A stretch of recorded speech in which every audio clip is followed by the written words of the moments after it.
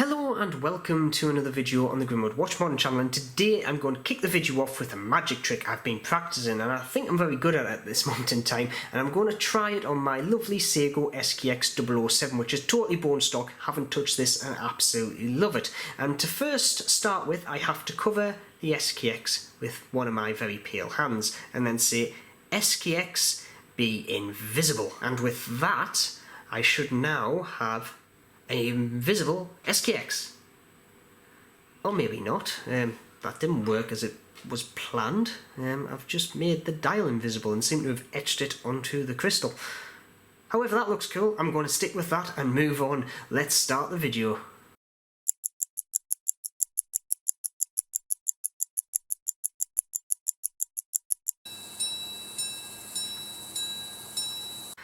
So I can hear yous all now yelling at the screen, why basically take a Seiko SKX and make it into a less usable watch in all terms and purposes? Because you can't see the time as easily, it doesn't look the same as an SKX, just why do it? Well, firstly, in the mod community, why do anything? You do it because you want to have a go, you've got an idea in your head, you build it up, see if it works. If it doesn't, you just rebuild it. If it does, yeah, you've got a cool looking individual watch. But the main kind of idea behind this was basically taking a bit of a kind of thing from the automotive industry when they make concept cars. And sometimes you'll see at car shows, they'll have one car that looks absolutely perfect, so it looks like it would do in real life. But then you might have another one which is basically a cutaway version of said car, so everything looks the same but bits of the engine are cut out so you can see what's happening, the drivetrain's moving, the differential case is being kind of made out of clear perspex, and they're driven by electric motors, so you can see everything going on that you would not normally see when you're driving the car in real life. And that was the idea behind this. Make an SKX that was basically going to show off what was happening inside without having to open it up. And that's, in all intents and purposes, I think I have done. And I absolutely love it. So the first thing I had to start with was finding a movement. Now, originally I actually did some of these with a Chinese movement, same one that's actually used in this rotary watch here. This is an anniversary present from the wife. And it's based off a 722 Seiko movement. Very good, in all honesty, cheap, but I found it was a bit too ornamental for the whole kind of rugged look I was going for the SKX Skeleton that I was going to build.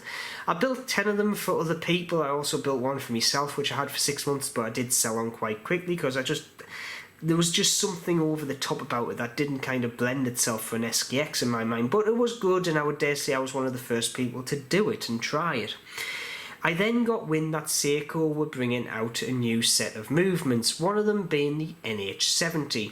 Now, I actually bought one as soon as I could get my hands on one, because for around about a year and a half I couldn't get a single kind of unit of one. I had to buy like units of 100, which I just wasn't going to do.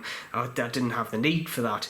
However, one of my OEM suppliers came to us and said, look, we do now stock these, would you like one? So I bought an NH70. On the same kind of day, I also went looking for a sapphire crystal with this etching of the SKX dial. Now, I'm not going to lie, I am not the first person to do this. Somebody actually put it up on a Facebook group and I saw it and thought I need to have that in my build.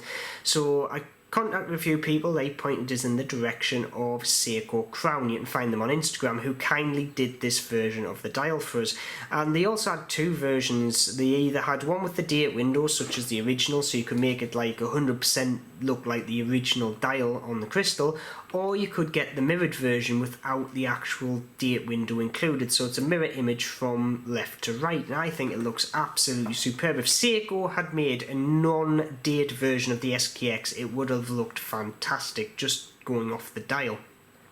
So got that, brought it in, and you know what, I think it just gives a whole new level to the watch. It adds a bit extra to it. It adds another, you've got layers to this watch. You've got the crystal, you've then got the etching underneath, you've then got the hands, you've then got the multiple levels of the movement. It just, the more you look into it, the more it kind of just, you look, the more you find, basically. But anyway, I got the movement, I put it in, and I'll show you a picture of the actual watch here. I did a video of it, as you can see, and it looks very, very good indeed. But I found the NH70 was just a bit too silver, a bit too in your face. It looked good, but it just wasn't the kind of understated kind of colour that I wanted. It wasn't the kind of dull industrial look I was going for. There was a gilt movement, the 71, the NH71, but that was going to be well in your face and I wasn't going for that.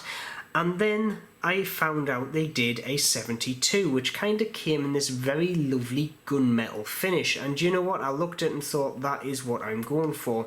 But it wasn't just the fact it was in this gunmetal colour. The other fact was, a lot of the parts within it were actually still the plain old silver, such as the main spring barrel there, the actual balance wheel was the same colour, and some of the mechanism inside was the same colour. So it meant it actually very discreetly picked out certain parts of the mechanism, so it drew your eyes into it when you kind of weren't looking. The other movement didn't do that, but this one does. It actually directs you to the working innards of the watch, which just makes it look fantastic, but the dull colour kind of brings it down and makes the watch look more industrial.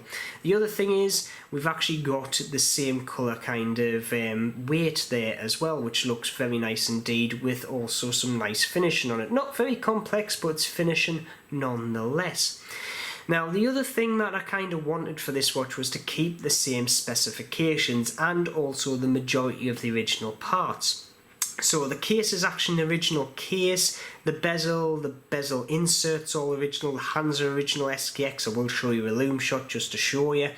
And the only real things I've had to change on the outside was obviously the knurled crown here, because I needed to match it to the NH30, well, the NH70 movement, I should say, 72 movement, and I had a knurled one there and I thought it looked more industrial having the knurling on it.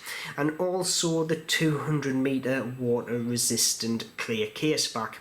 I was debating whether to go for the 100 metre version, because obviously that's got a wider aperture to see your movement from, but I wanted to keep the 200 metre water resistance, so I went for the smaller winded 200 metre version. But all in all, works exactly the same as the original, which I wanted to look, and it also looks like the original.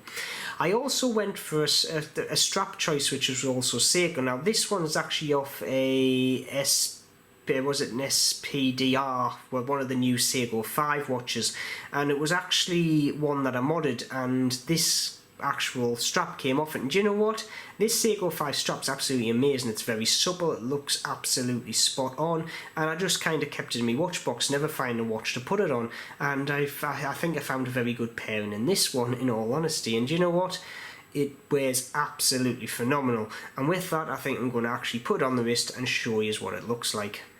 And there is the Seiko SKX Skeleton on my 6 3/4 inch wrist, and what can I say, wears just like a Seiko SKX. Don't get me wrong, you do have a little more overall height there because the case back is a mil thicker than the original, because obviously it's got the see-through window and is also rated to 200 meters, but other than that, it does just wear exactly like an SKX. And do you know what, this Seiko strap from the Seiko 5 that I got it from, but yeah, spot on, nice and supple, the rubber on it is spot on, and the leather look just kind of sets the whole thing off, adds a little bit of colour, just a little bit of interest in the whole look of the watch.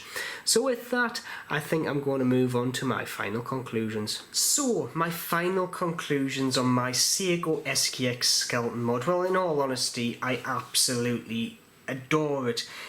It is something I have always wanted to kind of get perfect. It's something I've always kind of hankered for, and like I say, I have done them in the past, they've just never been the way I wanted it to look. But with the NH72 movement coming on the scene, it just kind of changed all that and gave us that industrial look I was looking for, and it works spot on, it wears absolutely fantastic, and it's something different on the wrist, and especially having that etched kind of dial on the crystal, that's spot on, and I can't thank Seiko Crown enough for doing it for me. Now, don't get me wrong, looking at like an outside person's perspective, I can see why people might hate it. It's not as legible as the original dial. We don't have any loom on it because it is a skeleton watch, and basically a lot of people will see this as basically ruining an SKX. In my mind, it's not. It's showing off the engineering behind the SKX, because the NH72 is basically a, well, it's part of the family of the 7S26. This was what it was designed from. So I think it's just kind of showing the engineering behind such a simple watch and a simple movement at the end of the day.